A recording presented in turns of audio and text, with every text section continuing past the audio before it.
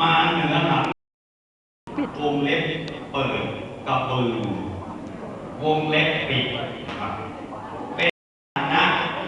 บ้านเราว่าควายครับบ้านนะทำนายว่าประชาชนจะอยู่เย็นเป็นสุขเกณฑ์ที่รุนศาสตร์ปีนี้วันพฤหัสบดีเป็นอธิบดีฝนบรรดาให้ฝนตก500 หาตกในเขาจักรวาล200 หาตกในป่าหิมพานต์150 หาตกในโลกมนุษย์เกณฑ์ธราธิคุณชื่อวายโยธาตุลมน้ำพอประมาณพายุจัดเกณฑ์นักราชให้น้ำปีมะโรงนักราชให้น้ำ3 ตัวทำนายว่าฝนต้นปีมากกลางปีงามแต่ปลายปีน้อยแล